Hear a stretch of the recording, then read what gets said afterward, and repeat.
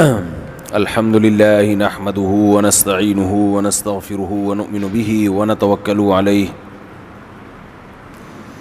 ونعوذ بالله من شرور أنفسنا ومن سيئات أعمالنا من يهده الله فلا مضل له ومن يضلله فلا هادي له ونشهد أن لا إله إلا الله وحده لا شريك له ونشهد أن سيدنا وحبيبنا وشفيعنا وسندنا محمدا عبده ورسوله صلى الله تعالى عليه وعلى آله وأصحابه وبارك وسلم تسليما كثيرا كثيرا.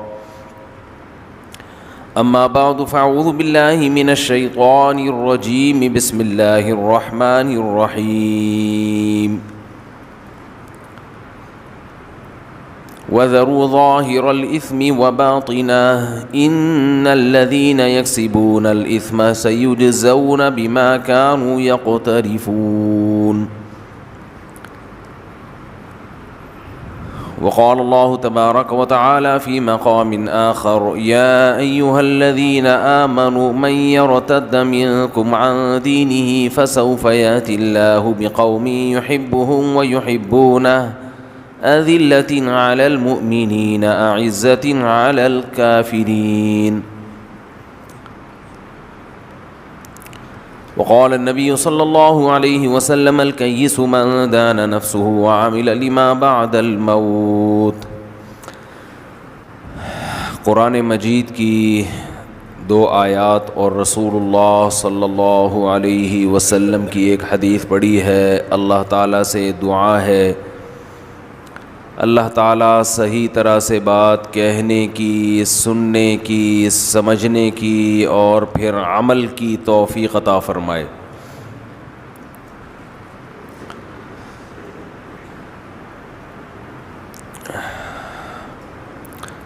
اللہ تعالیٰ اپنی کتاب نازل کرتے ہیں، اس کتاب میں جو دعوت ہے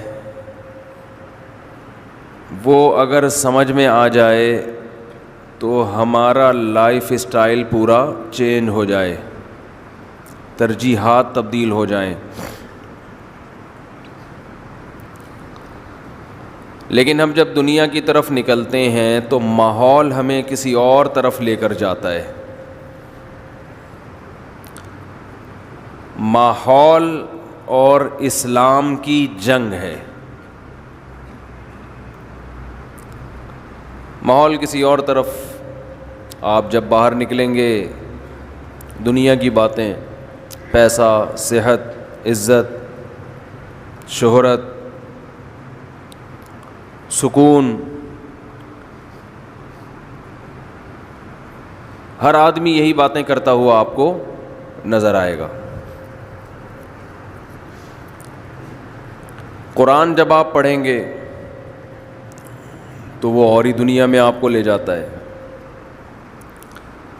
وہ کہتا ہے: اِنَّا جَعَلْنَا مَا عَلَى الْأَرْضِ زِینَةً لَهَا. زمین کے اوپر تمہیں جو کچھ نظر آ رہا ہے یہ زمین کی زینت ہے. زینت سجی ہوئی چیز کو کہا جاتا ہے جس میں اٹریکشن ہو، اسے دیکھ کر انسان کا دل اس کی طرف مائل ہو، بچھا چلا جائے. اٹ از کالڈ، بولو بھائی، زینت. مزین اسی سے نکلا ہے. ایک عام گاڑی ہوتی ہے، ایک دولہا کی گاڑی ہوتی ہے. دولہا کی گاڑی کیا ہوتی ہے؟ مزین. ایسا ہی ہے نا، ڈیکوریٹ کرنا کسی چیز کو. دکانوں میں جائیں، ڈیکوریشن پیس رکھے ہوئے ہوتے ہیں کہ نہیں ہوتے؟ وہ کسی کام کے ہوتے ہیں؟ بولو نا یار. وہ ویسا ہی بس شو کے لیے، زینت کے لیے. اسی لیے جب کسی ڈیکوریشن کی دکان پہ جائیں تو دل مائل ہوتا ہے، یار کیا خوبصورت گلدستہ، یار کیا خوبصورت سینری ہے، ہوتا ہے کہ نہیں ہوتا؟ لیکن وہ گلدستہ کسی کام کا نہیں ہوتا. ایسا نہیں ہوتا کہ گھر میں رکھیں گے تو آکسیجن دے گا. اس میں جو پودا لگا ہوا ہے، اس میں جو ٹماٹر لگے ہوئے ہیں وہ سچی مچی کی ہیں، کبھی مہمان آ گئے تو توڑ کے سالن پکا کے کھا جاؤ. ایسا بولتے کیوں نہیں ہوتا، وہ جھوٹی موٹی کے ہوتے ہیں.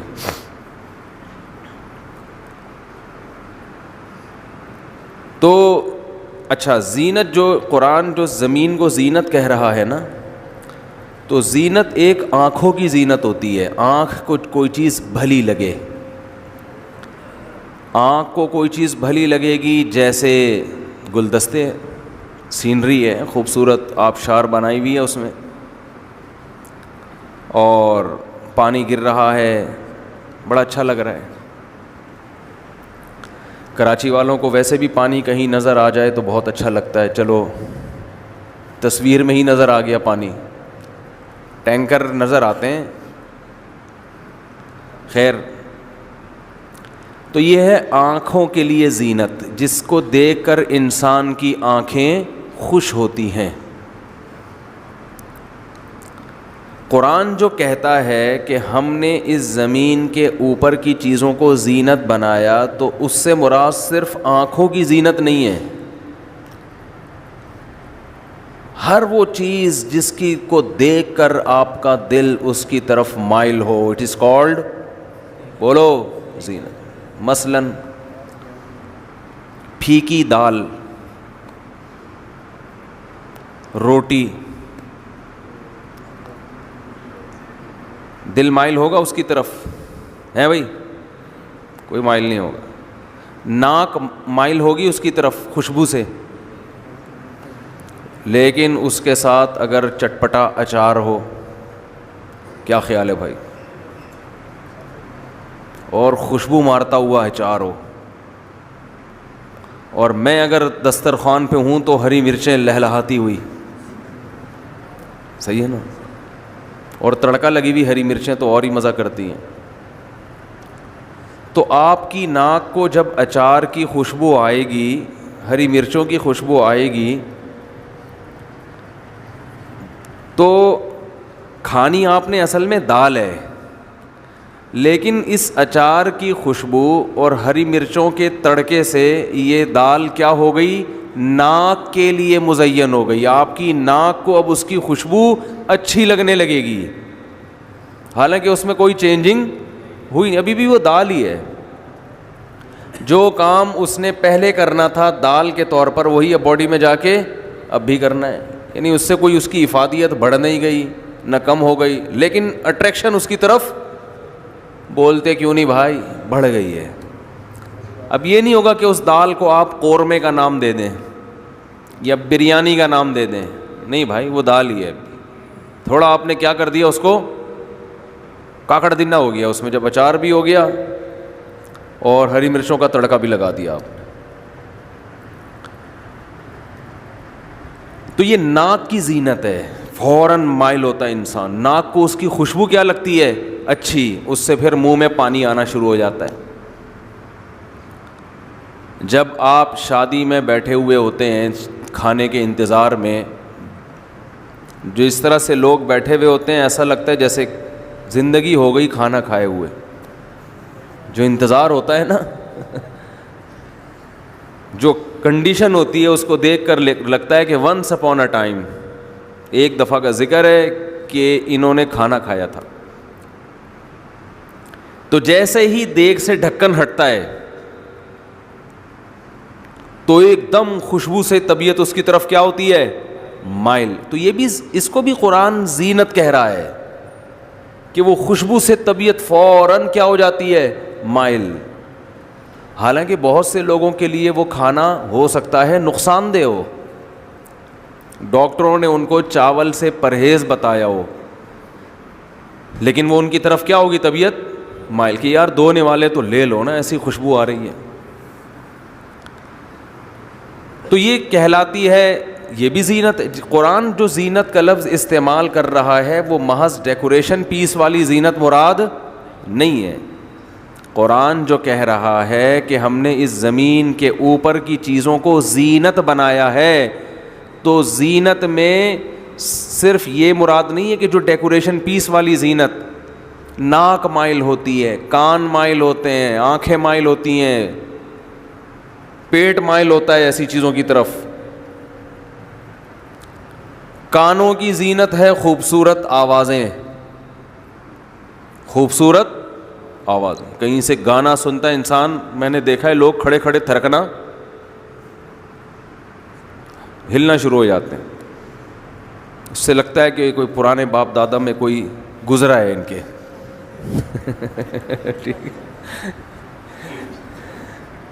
کوئی باپ دادا میں کوئی گزرا ہے، کوئی میراثی ٹائپ کا، معذرت کے ساتھ، یعنی گلوکار کہہ لو، میراثی کا لفظ ذرا زیادہ سخت ہو جاتا ہے. کوئی گزرا ہے، کوئی ہے ان کا کوئی لنک، وہ بلڈ سے کچھ نہ کچھ ایک دو بیکٹیریا آ گئے ہیں. تو یہ جو گانا سنتے ہی تھرکنا شروع ہو جاتے ہیں، مزہ آتا ہے نا. وجہ کیا ہے کہ حالانکہ اس گانے کی جو ورڈنگ ہے، الفاظ ہے، بسا اوقات انتہائی فحش، انتہائی بیہودہ، بعض دفعہ اس میں شرکیہ بات ہوتی ہے، لیکن شاعری اور موسیقی مل کر اس برائی کو کیا کر دیتے ہیں؟ مزین. کیا کر دیتے ہیں بھائی؟ زینت دے دیتے ہیں. تبھی شاعری کے ذریعے اچھی بات کو برا اور برائی کو اچھا کر کے پیش کیا جاتا ہے. اس کی ایک مثال دیتا ہوں. ابھی کل کہیں کوئی کلپ کسی نے بھیجا، ابھی جو کیا نام ہے وہ کوہ پیما تھے نا، علی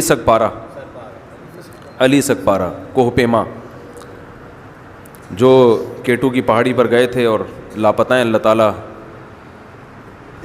بظاہر یہی ہے کہ انتقال ہو گیا، اللہ ان کی مغفرت فرمائے، ان کے درجات کو بلند فرمائے.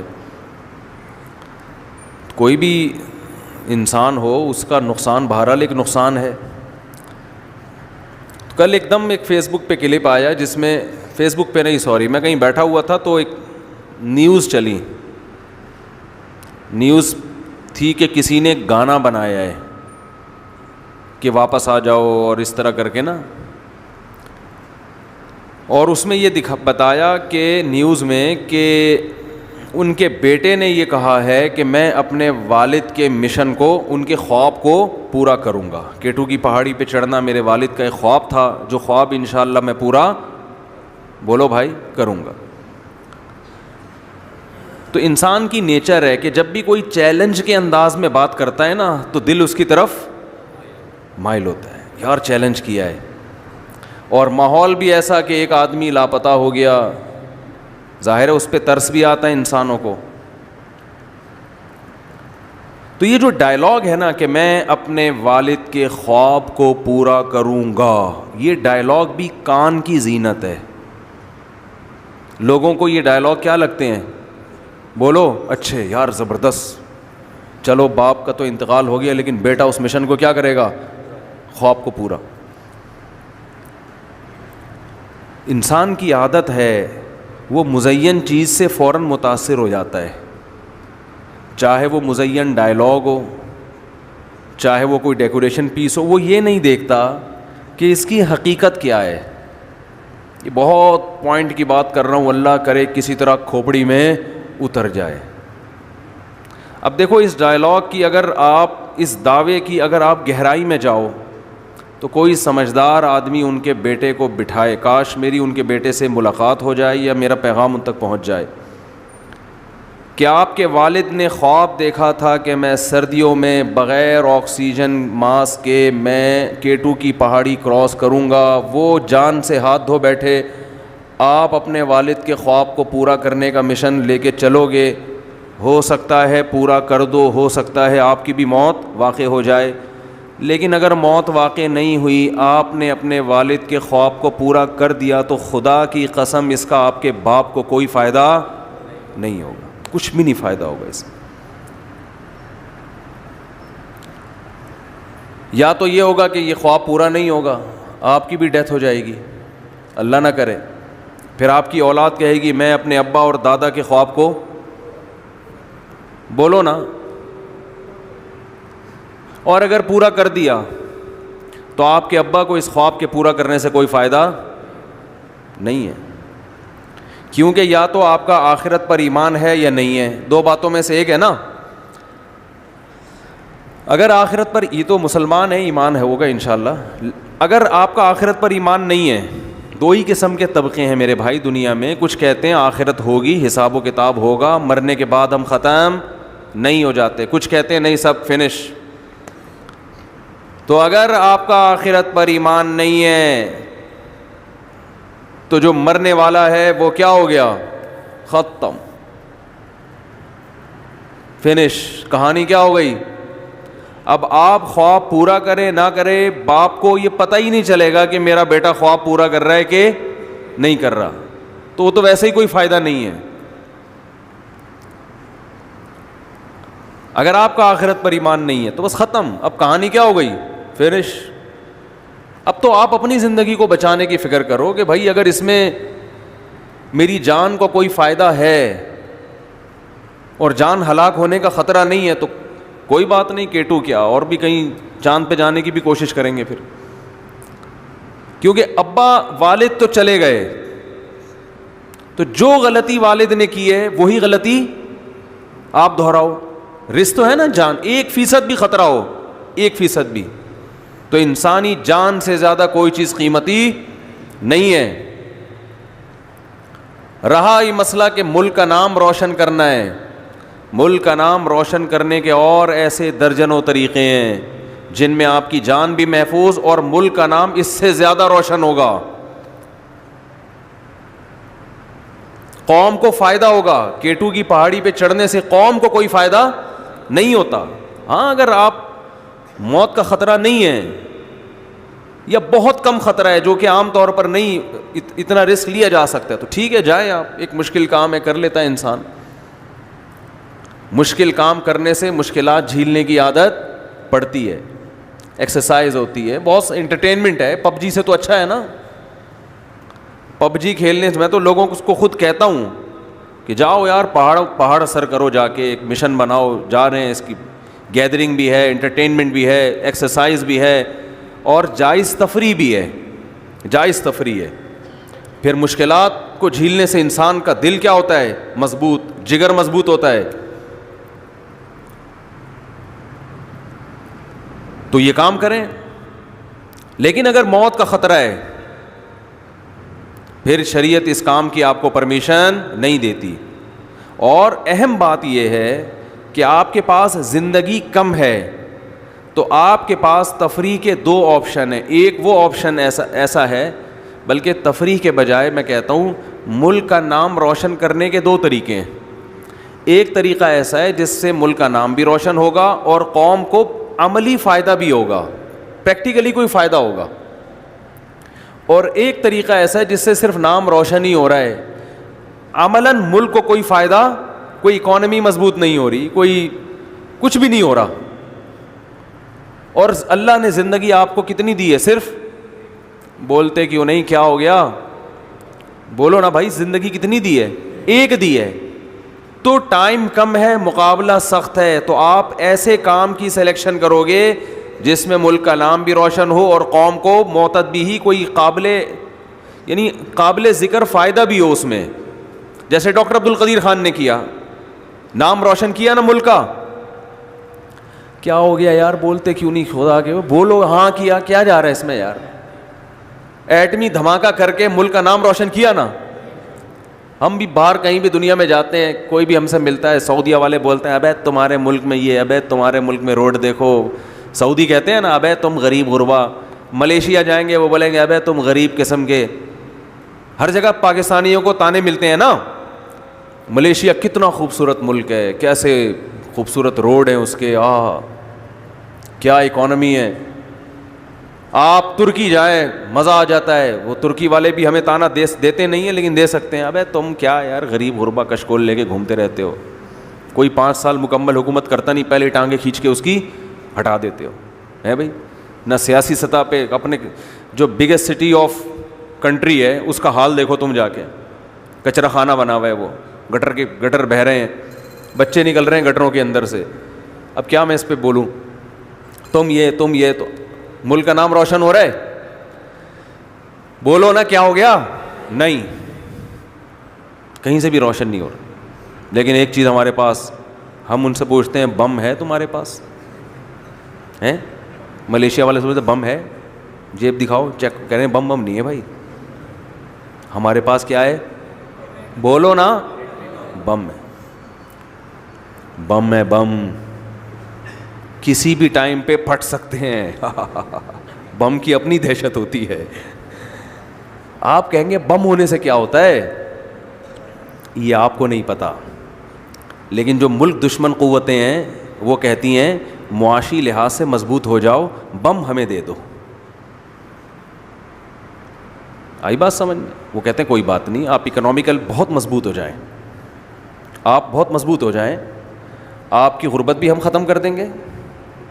آج اگر پاکستان ایگریمنٹ کر لے امریکہ کے ساتھ کہ یار ہمارے ساتھ ایگریمنٹ کرو, ہماری غربت ختم کرو, کراچی کو بنا دو جیسے خود ہو ویسے, ایسا ہٹو بچوں کنٹری بنا دو ہمارا, وہ بنا دیں گے. کہیں گے دو چیزیں دے دو, ایک فوج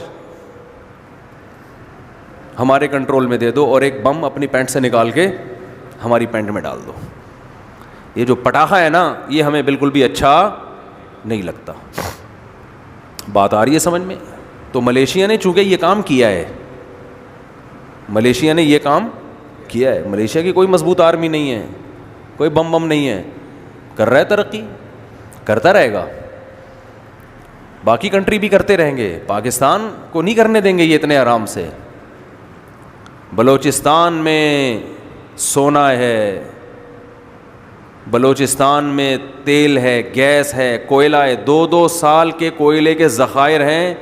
اتنا بہترین کوئلہ کہ میں نے خود ایک ماہر معیشت سے براہ راست سنا کہ بلوچستان کو اگر کھودنا شروع کر دیا جائے تو پاکستان لیبیا برونائی کو پیچھے چھوڑ دے گا. اتنے وسائل اللہ نے دیے ہیں, سندھ میں ہے, بلوچستان میں ہے, کراچی میں, کیا کچھ نہیں ہے. چاروں موسم آتے ہیں. پہاڑ دیکھو ہمارے, دنیا کی سب سے بڑی پہاڑی ٹھیک ہے ماؤنٹ ایوریسٹ ہے, لیکن K2 کا مقابلہ نہیں کر سکتی. ماؤنٹ ایوریسٹ بھی K2 سے چند فٹ ہی بلند ہے. پہاڑی علاقے بھی ہیں, سرسبز علاقے بھی ہیں, صحرا بھی ہیں, چٹانیں بھی ہیں. کون سی چیز ہے جو نہیں ہے؟ لیکن اتنی پابندیاں آپ کے اوپر لگی ہوئی ہیں. کیوں؟ آپ کے پاس کیا ہے؟ بولنے میں اتنا مزہ آتا ہے, مجھے اتنا مزہ, بم ہے, مجھے اتنا مزہ آ رہا ہے بولنے میں, ایسا لگتا ہے جیسے میری جیب میں رکھا ہوا ہے. تو آپ کو بولنے میں مزہ نہیں آیا, مجھے تو بولنے میں اتنا مزہ آ رہا ہے. ہمارے پاس کیا ہے؟ بم ہے. تو یہ نام روشن کیا ڈاکٹر عبد القدیر خان, اور صرف اکیلے نے نہیں کیا, ان کے ساتھ جو سائنٹسٹ تھے انہوں نے کیا. تو یہ قابل فخر ہے ہمارے لیے, یہ ہے قومی ہیرو. کوئی میدان جنگ میں بہادری کے جوہر دکھاتا ہے, کوئی میڈیکل سائنس میں کوئی کارنامہ کر کے لاتا ہے. یہ لوگ ہیں جو حقیقی معنوں میں ملک کا نام روشن کرتے ہیں.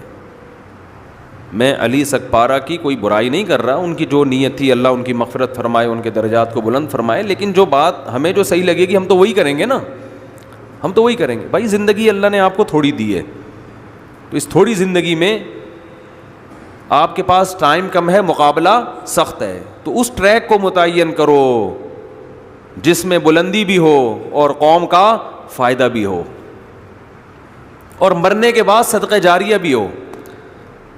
ڈاکٹر عبد القدیر خان نے وہ کام کیا ہے کہ ہمارے بڑے علماء کہتے ہیں کہ آج ہماری داڑیاں اور پگڑیاں ڈاکٹر عبد القدیر خان جیسے سائنسدانوں کی وجہ سے محفوظ ہیں, ورنہ پاکستان کو کب کا ملیا میٹ کر چکے ہوتے, کب کا ملیا تباہ ہو چکا ہوتا پاکستان. وہی حشر کیا ہوتا جو عراق کا ہے اور لیبیا کا حشر ہے, یہاں بھی وہی سب کچھ ہو رہا ہوتا. انڈیا کھا چکا ہوتا آپ کو اب تک. تو یہ صدقہ جاریہ کہلاتا ہے، ایسا کام کہ آپ کے مرنے کے بعد بھی اس کا سلسلہ جاری رہے۔ تو میں ان کے بیٹے سے ایک ریکویسٹ کروں گا، درخواست کروں گا کہ آپ اپنے والد کے خواب جو تھا نا اس کو پورا کرنے کے بجائے آپ کوئی ایسا کام کریں کہ وہاں اپنے والد کو فائدہ پہنچائیں، کوئی ایسا کام کریں۔ تو میں یہ پہلے بات مکمل کر دوں کہ آخرت پر ایمان بعض لوگوں کا ہوتا نہیں ہے، تو ان کے لحاظ سے تو جو دنیا سے جانے والا ہے وہ کیا ہو گیا، چلا گیا۔ اب اس کے خواب کو آپ پورا کریں یا ادھورا چھوڑیں، مرنے والے کی صحت پہ کوئی فرق نہیں پڑتا، وہ تو ہڈیاں ہو کے ختم۔ اور اگر آپ کا آخرت پر ایمان ہے کہ نہیں مر کے ختم نہیں ہوتا، حساب و کتاب شروع ہوتا ہے، تو آخرت پر ایمان جس کا ہے تو ہمیں اللہ اس کے رسول نے بتایا ہے کہ آخرت میں نیک عمل فائدہ پہنچاتا ہے۔ ولد صالح يدعو له، وہ نیک اولاد جو باپ کے لیے دعائیں مانگتی ہے مغفرت کی۔ علم ينتفع به، علم جس سے فائدہ اٹھائیں لوگ، کوئی بھی علم ہو، چاہے دین کا علم ہو یا دنیا کا علم ہو، جس سے لوگ فائدہ اٹھائیں۔ ينتفع به، کیا الفاظ ہے، آج مجھے اس حدیث کا مطلب سمجھ میں آ رہا ہے۔ نبی صلی اللہ علیہ وسلم نے فرمایا اذا مات ابن آدم انقطع عمله الا من ثلاث سے۔ بعض حدیث کے الفاظ ایسے ہوتے ہیں جو اس وقت سمجھ میں نہیں آتے، حالات سمجھا دیتے ہیں کہ اس کا یہ مفہوم ہے۔ نبی نے فرمایا انسان جب دنیا سے جاتا ہے اس کا عمل ختم، تین چیزیں باقی رہتی ہیں۔ صدقۃ جاریہ، کوئی نیک کام کر کے گیا جس سے لوگ فائدہ اٹھا رہے ہیں، کنواں کھود دیا، مدرسہ بنا دیا، مسجد بنا دی، یتیم خانہ بنا دیا، ہسپتال بنا دیا۔ ولد صالح يدعو له، نیک اولاد جو باپ کے لیے دعائیں۔ سوال پیدا ہوتا ہے اولاد اگر نیک نہ بھی ہو تو بھی باپ کے لیے دعائیں مانگے گی، وہ تو باپ کو فائدہ ہوگا، تو صالح کا لفظ اللہ نبی نے کیوں بتایا نیک اولاد؟ سوال پیدا ہوتا ہے کہ نہیں ہوتا؟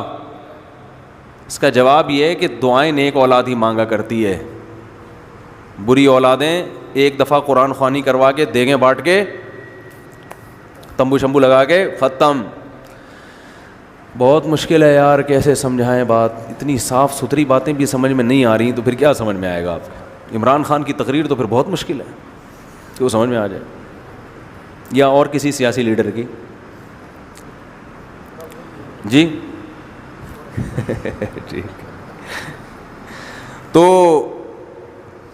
ولد صالح يدعو له، نیک اولاد جو دعا مانگے، اس لیے کہ نبی صلی اللہ علیہ وسلم کو یہ بات معلوم ہے کہ جو دعائیں مانگنے والی اولاد ہے وہ بری اولاد دعائیں مانگتی نہیں ہے، وہ فارمیلٹی پوری کرتی ہے۔ ابا کا تیجا ہے تو تمبو شمبو لگائے، قرآن خوانی مسجد میں بچوں کو بلا کے پیسے پکڑا دیے، یعنی ثواب بھی بک رہا ہے مارکیٹ میں، ٹھیک ہے نا، کہ مدرسے کے بچوں کو بچے بھی دیکھ رہے ہوتے ہیں آج بریانی ٹائٹ، وہ اسی حساب سے بخشش کی دعا کرتے ہیں جتنی اس بریانی میں بوٹیاں نظر آئیں گی۔ اگر دال چاول کھلاؤ گے تو وہ ایسی پھسپھسی سی دعا نکلے گی ان کے منہ سے، ٹھیک ہے نا۔ تو جتنا گاڑھا سالن ہوگا اتنی زیادہ بخشش دعا، یعنی ایسی پاورفل دعا۔ تو وہ فارمیلٹی ہے کہ ابا تھے، پھر سالانہ برسیاں منا لیتے ہیں، یہ کوئی مغفرت کے، یہ کوئی اصال ثواب تھوڑی ہے، تو کچھ بھی نہیں ہے، ایسے ہی ہے، انٹرٹینمنٹ ہے، ایک فارمیلٹی ہے کہ ہر قوم میں کچھ رسومات ہوتی ہیں تو مسلمان بھی کچھ رسومات کر لیتے ہیں، یہ دعا نہیں ہے۔ حکیم الامہ مولانا اشرف علی تھانوی رحمہ اللہ تعالیٰ تھے بڑے کڑک مزاج، ان کو کسی نے ہدیہ دیا اور فرمایا، ہدیہ دیتے ہی فرمایا دعا کریں میرے لیے، انہوں نے فوراً ہدیہ واپس کیا، فرمایا ہمارے ہاں دعائیں بکتی نہیں ہیں، یعنی مطلب یہ کہ فری میں بھی میں کر سکتا تھا، ہدیہ دے کے فوراً کے دعا کریں تو اس سے گویا یہ لگ رہا ہے کہ پہلے یہ پیسے لے لیں اس کے بعد کیا کریں۔ وہ کڑک مزاج تھے تو وہ کہہ دیا کرتے تھے، انہوں نے کہا یہ ہمارے یہاں فری میں دعائیں ہو جاتی ہیں، تو وہ پھر معذرت کی اس نے، حضرت وہ تو میں ویسے ہی لگا دیا میں نے ساتھ میں، مقصد تو یہ تھا کہ دعا کریں، تو میں ویسے ہی دے رہا ہوں۔ تو کوئی لالچی ہو تو وہ کیا کرے گا، لفافہ لے کے دعا، پھر کہے گا مزید دعا کروانی ہے تو اس کے الگ چارجز ہوں گے، مزید دعا کروانی ہے تو اس کے الگ ریٹ ہیں، یہ پیر چل رہے ہیں آج کل، جاہل پیر جو ہے نا، یہ دم درود اور یہ دیکھو نا، یہ ہر دعا کے پیسے ہیں ان کے الگ. خیر، تو نیک اولاد جو باپ کے لیے ولد صالح یدعو لہ، تو اللہ علی سگپارہ کے بیٹے کو جس نے یہ کہا ہے کہ میں اپنے باپ کا مشن خواب پورا کروں گا، اللہ اس کو ولد صالح بنا دے تاکہ وہ خواب پورا کرنے کے بجائے باپ کی مغفرت کے لیے دعاؤں کو زیادہ فوکس کرنا شروع کر دے کہ اب ان کے لیے دعائیں مانگو، صدقات و خیرات کرو ان کے لیے. اور تیسری چیز جو نبی نے بتائی، او علم ينتفع به، ایسا علم چھوڑ کر جائے جس سے لوگوں کو فائدہ ہو. اب تک جو میں یہ حدیث سنتا تھا نا، علم تک دماغ جاتا تھا کہ نبی نے فرمایا کوئی علم چھوڑ کر جاؤ. آج مجھے نہیں پتا تھا یہ ينتفع به کی قید کیوں لگا دی، وہ علم جس سے لوگوں کو کیا ہو، فائدہ. ابھی جب میں بیان کر رہا ہوں تو مجھے سمجھ میں آیا کہ بہت سے علوم ایسے ہوتے ہیں جو علم تو ہوتے ہیں مگر پبلک کو اس سے فائدہ نہیں ہوتا. جیسے کوہ پیما کو عبور کرنا، یہ علم تو ہے، یہ بھی ایک علم ہے نا، ہر آدمی کا کام تھوڑی ہے. علم کا مطلب کوئی چیز کا آنا، کوئی چیز جاننا، کوئی ایبلٹی ہونا، یہ بھی ایک علم ہے. ہر آدمی یہ کام نہیں کر سکتا، جس کو آتا ہے وہی کرے گا. تو اس علم سے اگر بعد والوں کو فائدہ ہو رہا ہے پھر تو یہ علم فائدہ پہنچائے گا. فائدہ نہیں ہو رہا تو پہاڑ سر کرنا بذات خود کوئی کمال کی بات نہیں ہے. تو ينتفع به، اے اللہ، نبی نے فرمایا وہ علم جس سے لوگوں کو، وہ علم ڈاکٹر عبد القدیر خان کے پاس ہے جس سے لوگوں کو کیا ہو رہا ہے، قوم کو کیا ہو رہا ہے، فائدہ. وہ علم ڈاکٹروں کے پاس ہے جس سے لوگوں کو کیا ہو رہا ہے، فائدہ. وہ صحیح حکیموں اس لیے حکیموں میں 2 نمبر بہت مارکیٹ میں آ گئے ہیں، وہ صحیح حکیم ہوتے ہیں ان کے پاس ہے. تو اور ایک اور حدیث میں آتا ہے، آپ صلی اللہ علیہ وسلم نے دعا مانگی، اللہم انی اعوذ بک من علم لا ينفع ومن عین لا تدمع ومن دعاء لا یستجاب لہا.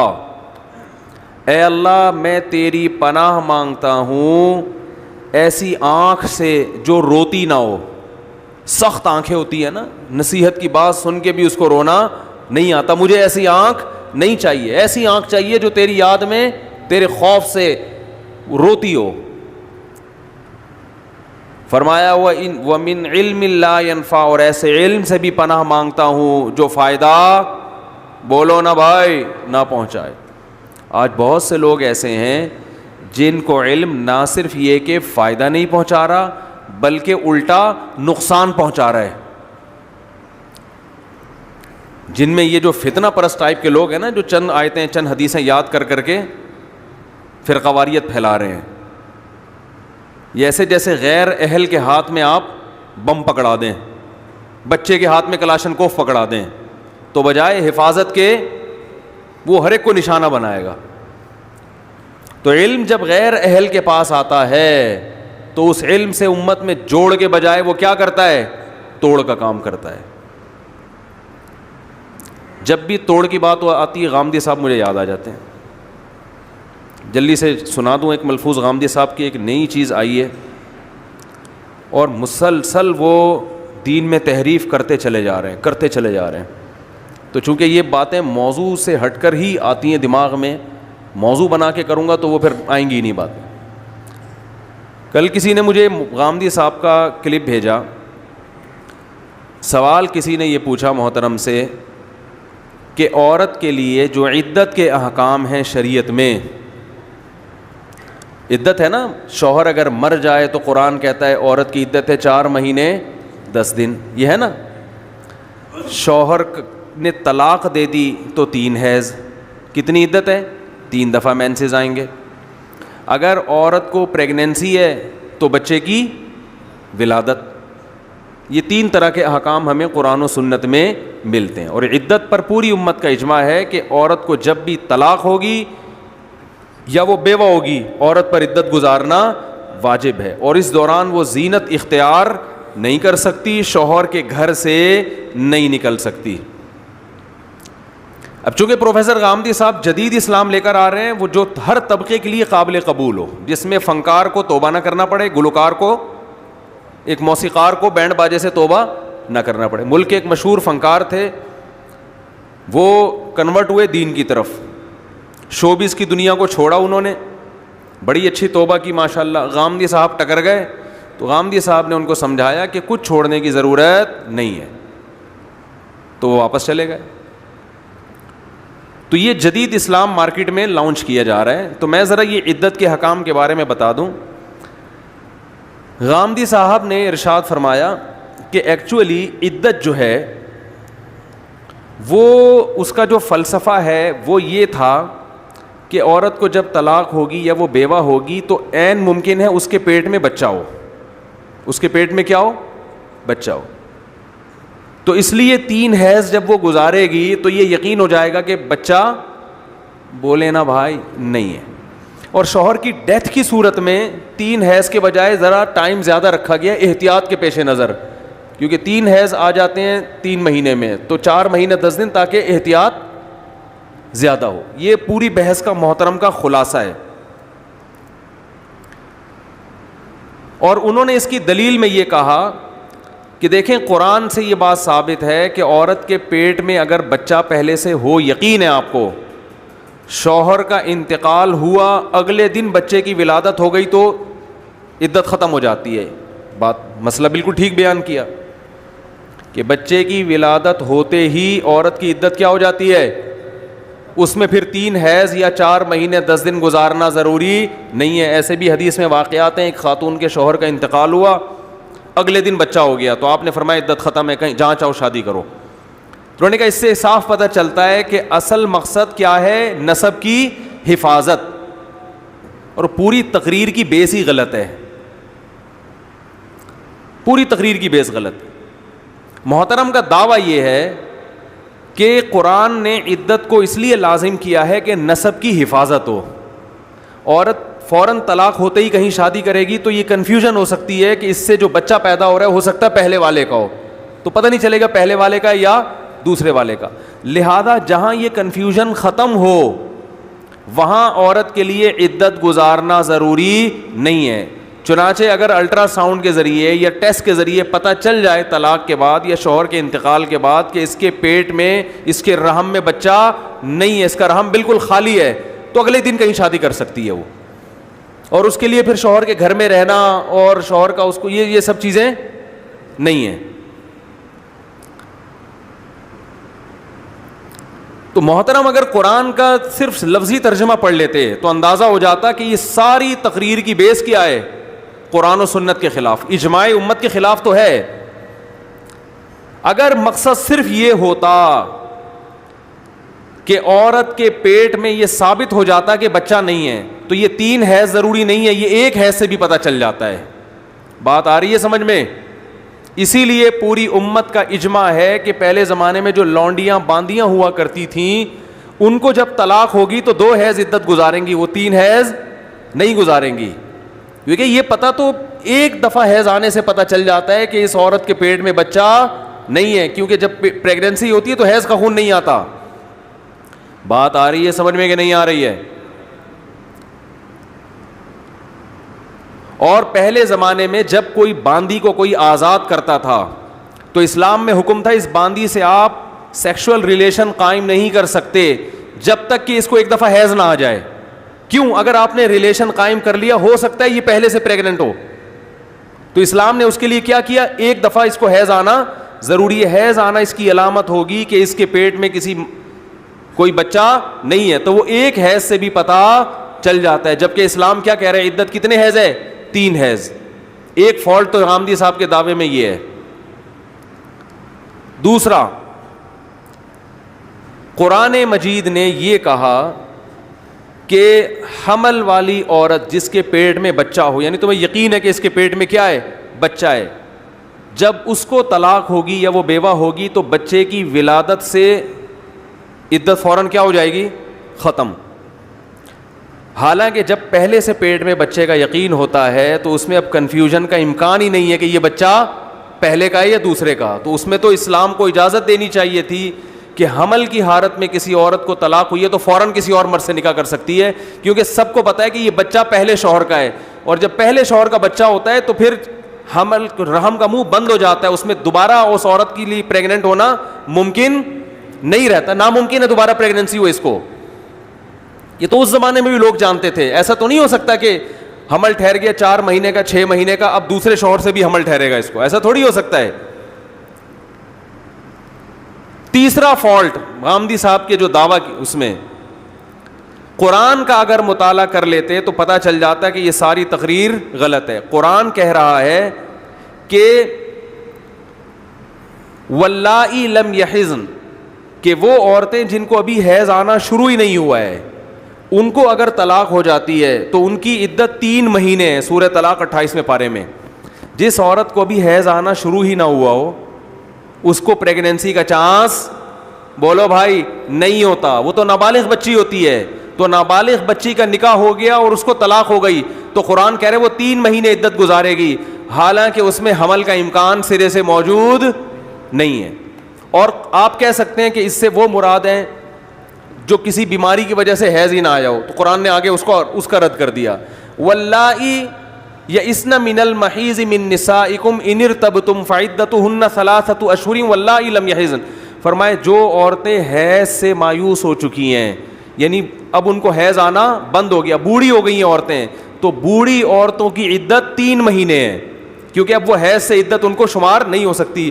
حالانکہ جب عورت کو حیض آنا بند ہوتا ہے اور وہ مایوس ہو جاتی ہے تو اس کا مطلب اب اس کو پریگننسی نہیں ہو سکتی. اس کے باوجود قرآن بڈھی عورتوں کے بارے میں بھی کہہ رہا ہے کہ طلاق کے بعد 3 مہینے انہوں نے عدت گزارنی ہے. اور غامدی صاحب کہہ رہے ہیں اگر بڑھاپا ہے اور حمل کا چانس نہیں ہے تو ان سب مسائل کی ضرورت نہیں ہے.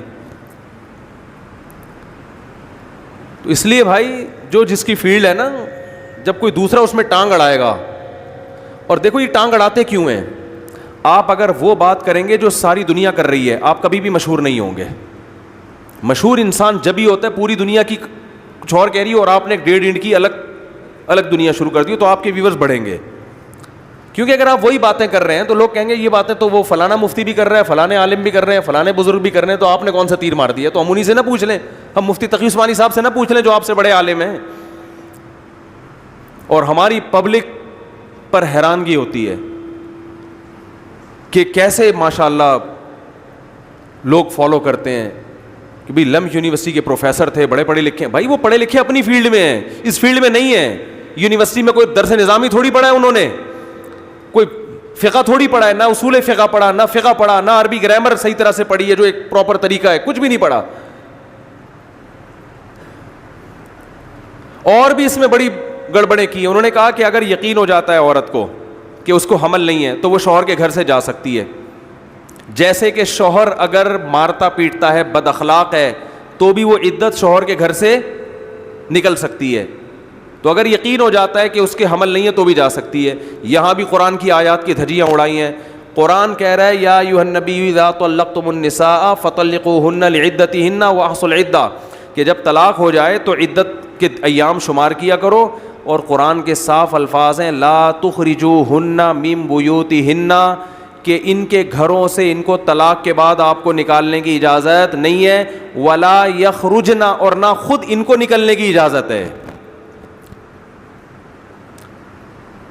الا ان یاتین بفاحشۃ مبینہ, الا یہ کہ عورت کھلی بے حیائی کا ارتکاب کر رہی ہو, پھر شوہر کو اجازت ہے کہ وہ اپنے گھر سے اس کو نکال دے. کھلی بے حیائی میں 2 چیزیں, یا تو بدکار ہے, کوئی غلط تعلقات ہیں, یا بہت زیادہ بد اخلاق ہے. شوہر کو پتہ ہے یہ میرے گھر عدت گزارے گی تو بھی میرے لیے ایک مصیبت کھڑی کر دے گی.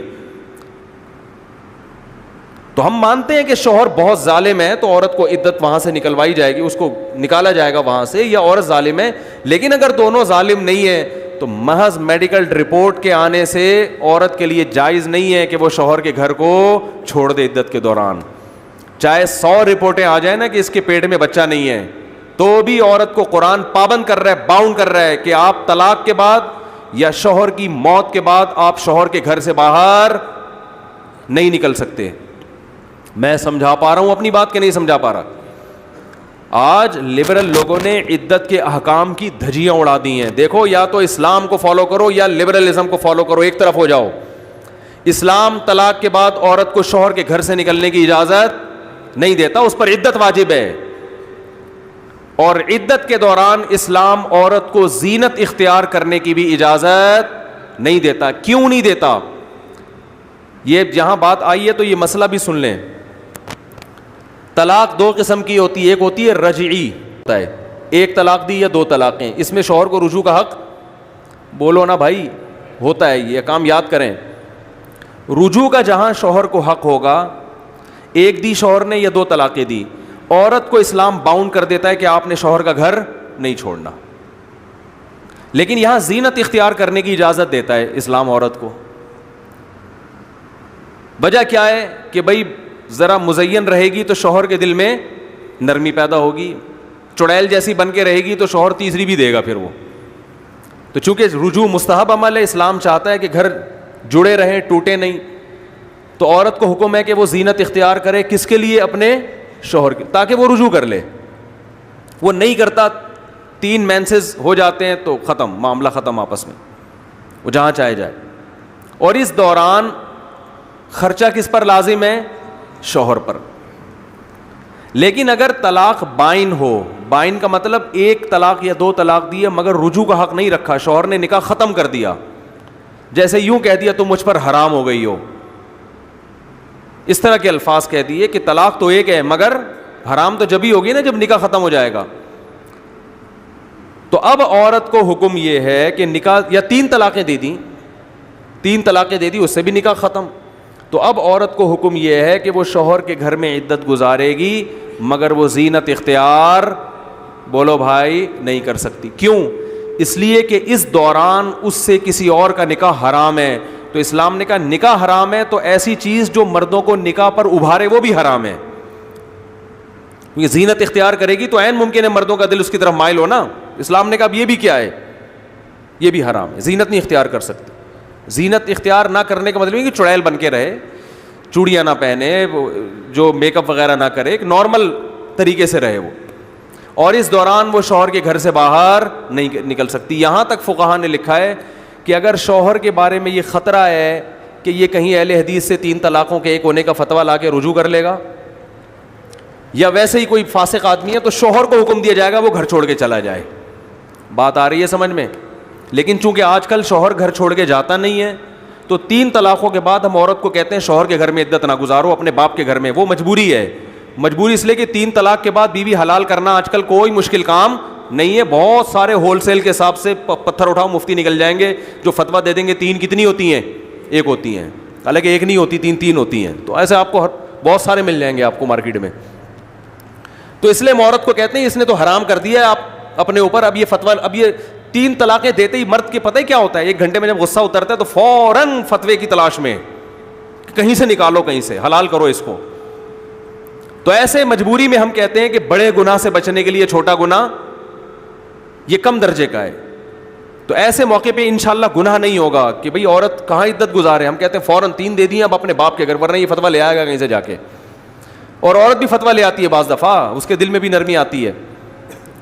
تو آج کل اللہ کے حلال کو حرام اور حرام کو حلال کرنا یہ بہت دلیری سے لوگ کر رہے ہیں. ہر آدمی اپنی تحقیق کے نام پہ کچھ کا کچھ بنا کے لا رہا ہے. ورنہ اصل حکم ہے کہ 3 طلاق کے بعد عورت عدت کہاں گزارے گی؟ بولو بھائی, شوہر کے گھر میں. اسی طرح شوہر کی اگر ڈیتھ ہو جاتی ہے, انتقال ہو جاتا ہے, تو عورت کو اگر پریگننسی ہے تو جب تک بچہ پیدا نہیں ہو جاتا عورت عدت کہاں گزارے گی؟ شوہر کے گھر میں. جس گھر میں شوہر کے ساتھ رہا کرتی تھی, وہاں سے نہ خود نکلنے کی اجازت نہ سسرال کو اجازت کہ اپنی بہو کو گھر سے نکالے. اور اس دوران جو شوہر کی وراثت اس کے حصے میں آئی ہے اس سے اس کو خرچہ ملے گا, اس جو 8واں حصہ بیوہ کا ہوتا ہے, یا اولاد نہ ہو تو 4تھا ورنہ 8واں حصہ. سمجھ میں نہیں آ رہی میرا خیال ہے بات. اور اگر شوہر کی وراثت اتنی نہیں ہے جس سے اس کا 8-9 مہینے کا خرچہ چلے, تو پھر اسلام اس کو بحالت مجبوری اجازت دیتا ہے کہ دن میں ملازمت کر سکتی ہے اور رات ہونے سے پہلے گھر میں آئے, اور اس دوران بھی وہاں غیر مردوں سے میل جول نہ رکھے. اور جاب کے لیے زینت اختیار کر کے نہیں جائے, نارمل ڈریس میں جائے بس, وہ مجبوری میں, کیونکہ ظاہر ہے کھانا پینا اور وہ تو بنیادی ضرورت ہے نا انسان, اتنی اسلام نے گنجائش دی ہے اس کو. لیکن اگر پہلے سے کفالت کا انتظام ہے یا سسرال میں تھوڑی غیرت ہے, وہ کہے نہیں بھائی ہم آپ کو کھلائیں گے, وہ غیرت بھی آج کل شارٹ ہوتی جا رہی ہے نا. شوہر مرتے ہی سسرال کا جو ایٹیٹیوڈ ہی چینج ہو جاتا ہے ایک دم, وہ سمجھتے ہیں کوئی جانور تھا جو ہم نے گھر میں لا کے باندھا ہوا تھا, تو سارے وہ چینج ہو جاتے ہیں, بالکل رویہ مختلف ہو جاتا ہے. لیکن اب وہ اگر غیرت ہے ان میں, وہ کہتے ہیں بھائی ہم آپ کی جتنے 8 مہینے 9 مہینے جتنے دن رہنا ہے ہم ہیں آپ کی کفالت کے لیے, تو پھر وہ پھر نہیں نکل سکتی. تو اگر اس کے پیٹ میں بچہ ہے تو بچے کی ولادت تک, بچہ نہیں ہے تو 4 مہینے 10 دن وہ شوہر کے گھر کو, بولو بھائی, کیونکہ آج کل عدت کے بھی ساشے چل رہے ہیں مارکیٹ میں, 40 دن کی بھی ہوتی ہے, یہ ساشے ہے, تو ساشے واشے نہیں ہوتے, 4 مہینے 10 دن 130 دن بنتے ہیں یہ. تو 130 دن تک عورت کو یہ پرمیشن نہیں ہے کہ وہ شوہر کے گھر کو چھوڑے, اور اس دوران بھی وہ زینت اختیار نہیں کر سکتی. یہ اسلام کے 2 ٹوک احکام ہیں. اگر آپ کو سمجھ میں نہ آئے, آپ کو لگے اسلام عورت پہ ظلم کر رہا ہے, اس کو باؤنڈ کر رہا ہے, شوہر کو تو باؤنڈ کرتا نہیں ہے, بیوی مر جائے تو شوہر تو اگلے دن نکل جائے گا. یہ جو لبرل لوگ ہیں نا, یہ مرد اور عورت کو ایک آنکھ سے دیکھتے ہیں, یہ فطرت سے بغاوت ہے. مرد اور عورت ایک جیسے نہیں ہے. جو کہ نا مرد اور عورت برابر ہے, تو کہ پھر جتنے عورتیں بچے پیدا کرتی ہیں اتنے اگلی دفعہ پہ مردوں سے بولا کرو وہ اتنے پیدا کیا کریں. جب فطرت نے فرق رکھا ہے تو آپ کون ہوتے ہیں ایک قرار دینے والے ان کو؟ دونوں کی نفسیات الگ ہے, دونوں کی چاہتیں الگ ہیں, دونوں کا لائف اسٹائل الگ ہے. بالکل ایک عورت کو گود میں بچہ چاہیے, مرد کو نہیں چاہیے. عورت کی خیانت کرنے سے نسب میں فرق آتا ہے, مرد کے خیانت کرنے سے نسب میں فرق نہیں آتا. مرد اگر زنا کرے گا تو اس کے نسب میں کوئی فرق نہیں آئے گا, بیوی زنا کرے گی تو بچہ کیا ہو جائے گا؟ مشکوک. زنا کی سزا اسلام نے دونوں کی برابر رکھی ہے, کوئی فرق نہیں رکھا. عورت کی بھی جو سزا ہے وہی مرد کو ملے گی, لیکن احکام میں تو فرق آ رہا ہے نا. اس لیے علماء کہتے ہیں عورت اگر زنا کرتی ہے تو 2 جرم ہیں, ایک خدا کا جرم اور ایک اپنے شوہر کے ساتھ خیانت کے, وہ نسب کو کیا بنا رہی ہے؟ مشکوک. شوہر زنا کرتا ہے تو یہ بھی جرم ہے, مگر ایک جرم ہے, اس میں نسب میں خیانت والا جرم نہیں ہو رہا. ہاں کسی اور کے نسب میں گڑبڑ کر رہا ہے یہ جا کے, بیوی کے نسب میں گڑبڑ نہیں کر رہا. یعنی عورت زنا کرتی ہے تو کسی اور کا بچہ شوہر کے کھاتے میں ڈال دے گی نا, شوہر زنا کرتا ہے تو کسی اور کا بچہ بیوی کے کھاتے میں تھوڑی ڈال رہا ہے وہ. تو یہ لبرل لوگ ایک ہی نظر سے دونوں کو دیکھتے ہیں, جبکہ فطرت نے دونوں میں کیا رکھا ہے؟ فرق. تو اس لیے بیوی مر جائے تو شوہر پر عدت نہیں ہے, بالکل بھی عدت اس پر لازم نہیں ہے. شوہر مر جائے تو عورت پہ کیا ہے؟ عدت ہے. وہ فوراً کہیں اور شادی نہیں کر سکتی. عدت میں ایک حکمت نسب کی حفاظت بھی ہے, ایک حکمت, یہ نہیں کہ صرف اسی لیے, لیکن ایک وجہ اس کی کیا, عدت کے حکام کیوں رکھے شریعت نے؟ نسب کی, بولتے کیوں نہیں بھائی, حفاظت. ایک وجہ یہ ہے, اور بھی وجوہات ہیں. اور ایک اور وجہ کیا ہے جو غامدی صاحب کی سمجھ میں نہیں آئی, اس لیے انہوں نے کہا کہ نہیں عدت لازم ہی نہیں ہے. حاملہ عورت کو اسلام نے ایک پروٹوکول دیا ہے کہ اگر بچہ ہو جاتا ہے اگلے دن تو تم پر عدت نہیں ہے. وہ ایک استثنائی صورت ہے کہ اصل حکم سے اس کو کیا کیا؟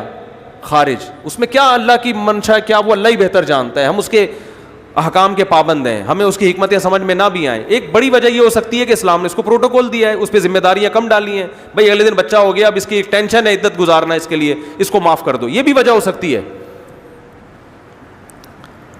تو ایک بڑی وجہ فقہا عدت کی یہ بیان کرتے ہیں کہ شوہر سے جب جدائی ہو رہی ہے تو اس شوہر جس کے ساتھ زندگی گزاری ہے اس کا حق ہے کہ فوراً کہیں اور نکاح, بولو, نہ کیا جائے. اس کا حق ہے کہ زینت اختیار نہ کیا جائے. فقہا اس کی حکمت بیان کرتے ہیں کہ ہدایت اس پر لازم ہے بزوال نعمت النکاح, کہ اللہ نے اس سے نکاح کی نعمت کو چھین لیا ہے. اس کو یہ احساس ہوگا کہ شوہر بہت بڑی نعمت تھی جو مجھ سے, بولتے کہ آپ کے فضائل بیان کر رہا ہوں, جو اللہ نے مجھ سے کیا کر لیا ہے؟ چھین لیا ہے. کیونکہ عورت کو مرد عورت کے لیے سائبان کے طور پر ہوتا ہے, سائے کے طور پر چھاؤں دیتا ہے اس کو. اللہ نے پہلے آدم کو پیدا کیا, اماں ہوا کو دنیا میں لانے سے پہلے مرد کا انتظام کیا گیا کہ ان کے چھاؤں میں پلیں گی یہ. تو کسی سے اس کا سایہ چھین لینا, چھاؤں چھین لینا, یہ بہت بڑا نقصان ہے. لبرل لوگوں کو اس لیے نقصان سمجھ میں نہیں آتا کہ وہ شادی بیاہ کے قائل نہیں ہے, وہ گرل فرینڈ بوائے فرینڈ کے کلچر کو مانتے ہیں. وہ کہیں چھن گیا تو کیا ہو گیا, دوسرا سے فرینڈ شپ کر لے. ہم بات بوائے فرینڈ کی نہیں کر رہے, ہم کہہ رہے ہیں ہسبینڈ کی, میاں کی, خاوند کی. بات نہیں آ رہی میرا خیال ہے. تو فقہاء نے لکھا ہے کہ عورت شوہر کے مرنے کے بعد اگر عدت نہیں گزارتی اور سوگ نہیں مناتی تو یہ اس شوہر کے ساتھ کیا ہے, بے وفائی ہے. اب سوال پیدا ہوتا ہے کہ اللہ عورت کو یہ کیوں باور کرانا چاہتے ہیں پریکٹیکل کروا کے کہ تم سے ایک نعمت ہم نے کیا کر لی ہے, چھین لی. بھائی جب چھین لی تو چھین لی, ختم. اس کو افسوس دلانے کا کیا فائدہ؟ یہ اللہ کی حکمتیں ہیں جو ہر ایک نہیں جانتا. اس میں بڑی حکمت یہ ہو سکتی ہے تاکہ عورتوں کو شوہر کی نعمت کا احساس ہو کہ میرا باپ مرا تھا, مجھ پر سوگ 3 دن تھا. 3 دن ہے نا تعزیت, 3 دن کے بعد تو تعزیت مکروہ ہے. آپ کو غم منانے کی اجازت کتنے دن ہے؟ ارے کوئی بھی مر جائے نا, آپ 3 دن سے زیادہ غم نہیں منا سکتے. شریعت نے کہا 3 دن تک ان کو کھانا کھلاؤ, غم ہوا ان کو, یہ نہیں کھا سکتے خود. 3 دن کے بعد خود ہی پکائیں, خود ہی کھائیں, بہت ہو گیا بس. 3 دن بہت ہوتے ہیں. عورت کا باپ مر جائے 3 دن سے زیادہ غم نہیں ہے. عورت کا بھائی مر جائے 3 دن سے زیادہ, بول لو آپ کے فضائل پہ بھی جم نہیں بولو گے. عورت کا بیٹا مر جائے 3 دن سے زیادہ غم نہیں ہے. شوہر مر جائے تو اسلام کہہ رہا ہے 4 مہینے 10 دن سوگ منائے گی ہے, کیونکہ تم سے بہت بڑی نعمت چھن گئی. ہاں صبر کرے گی اس پہ.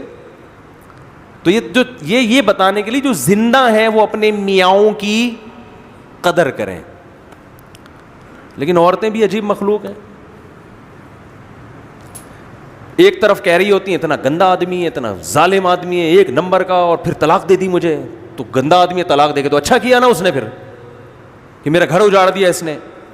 ارے اگر غلط آدمی ہے تو ڈیورس دے کے اچھا کام کیا نا اس نے. نہیں اچھا نہیں کیا, اس کا مطلب غلط نہیں تھا وہ, آپ اس کے ساتھ رہنا چاہتی تھی, اس کو آپ پسند کر رہی تھی جیسا بھی ہے, لیکن اس کے نہ ہونے سے ہونا کئی گنا بہتر ہے.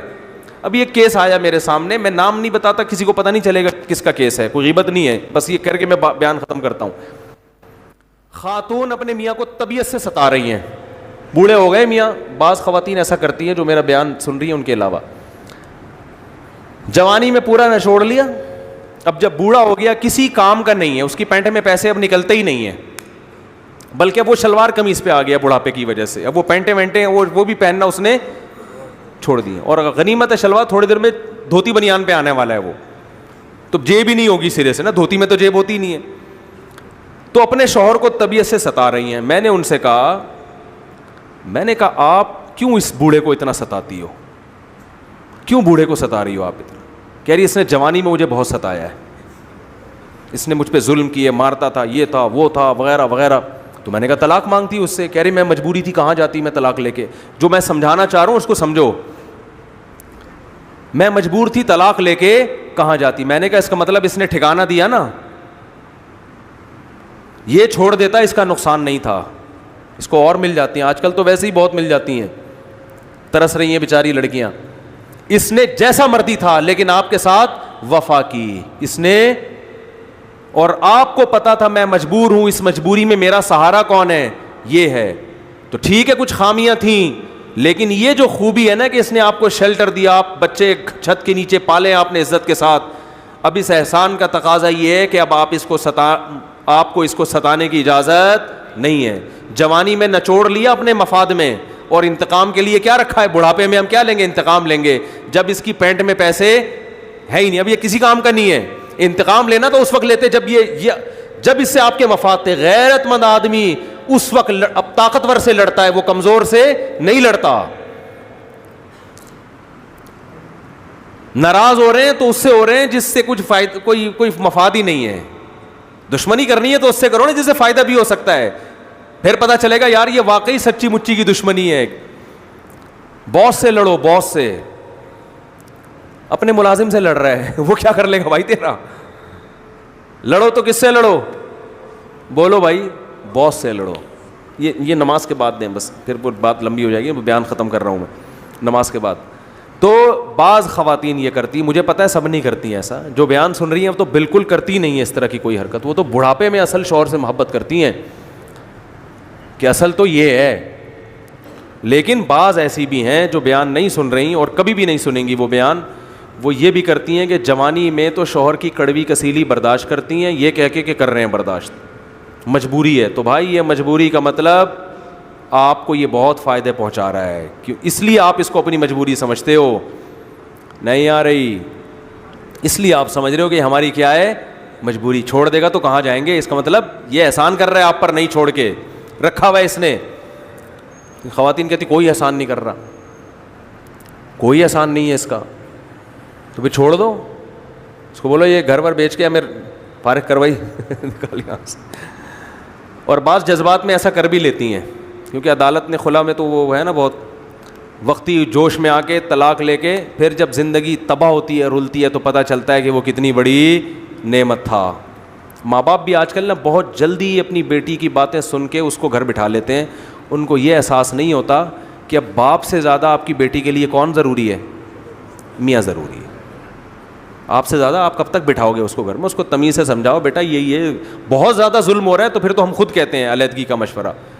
لیکن آج کل ایسے برگر ٹائپ کے بچے پیدا ہو رہے ہیں, بچیاں بھی اسی ٹائپ کی ہیں, وہ پھر سسرال میں تھوڑی, سسرال تو اسرائیل ہوتا ہے, ہاں نا, سسرال اسرائیل ہوتا ہے, وہ تھوڑی یہ چلائے گا, وہ کہے گا بھائی ہم نے اپنے فائدے کے لیے شادی کی, پیڑے کھانے کے لیے تھوڑی. اس کو بہو آئی ہیں 12 بجے سو رہی ہے, پھر اٹھتی ہے, پھر سو جاتی ہے, پھر پب جی کھیل رہی ہے, تو یہ تھوڑی چلے گا سسرال میں, چلنا بھی نہیں چاہیے.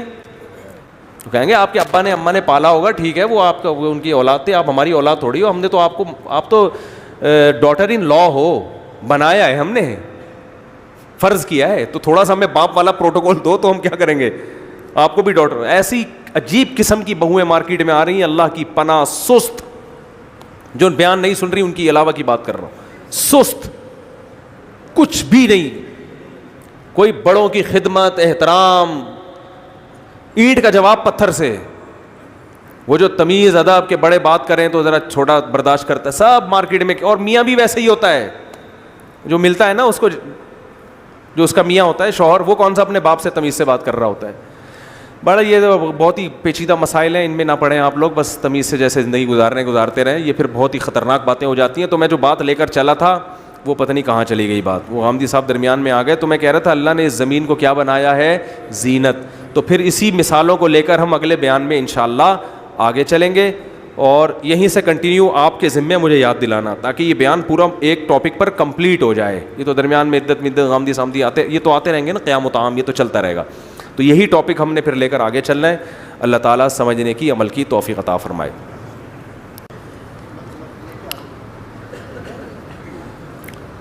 یہ کہہ رہے ہیں کسی نے سوال, پھر وہی شادی کے بارے میں سوال پوچھا, کوئی اور سوال نہیں. یعنی دوسری شادی کے لیے بیوی سے اجازت لینے کی ضرورت ہے یا نہیں ہے, تھوڑی سی اس کی فضیلت اور فائدے بیان فرما دیں. اجازت لینے کی فضیلت اسلام میں, اس کی فضیلت یہ ہے کہ جب اجازت لینے جائیں گے تو پٹیں گے تو تکلیف ہوگی, تکلیف پہ گناہ معاف ہوتے ہیں انسان کے, تو یہ اس کی فضیلت ہے. شریعت میں ضروری نہیں ہے سیکنڈ میرج کے لیے پہلی بیوی سے اجازت ضروری نہیں ہے. پاکستانی قانون میں ہے کہ اگر آپ نے بیوی کی پرمیشن کے بغیر دوسری شادی کی تو آپ کی وائف کیس کر سکتی ہے آپ کے خلاف, اور پھر پتہ نہیں 6 مہینے کی جیل ہے, کچھ جرمانہ ہے, کچھ اس ٹائپ کا مسئلہ ہے. لیکن یہ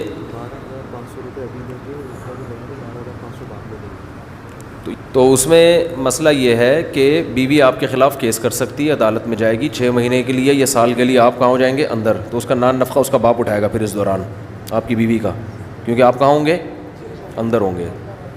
پھر جب آپ باہر آئیں گے تو ظاہر ہے ایسی بیوی جو آپ کو جیل میں بھیج دے, تو پہلے تو اس کو یہ ڈر تھا کہ آدھا کہیں کسی اور کے پاس چلا گیا, آدھا بچائے, تو اب اس کو یہ خطرہ ہوگا کہ اب آدھا بھی ہاتھ سے نکل جائے گا, کیونکہ جو بیوی آپ کو جیل بھیج دے تو وہ بیوی پھر رکھتا کون ہے اس کو, سمجھ رہے ہو کہ نہیں سمجھ رہے.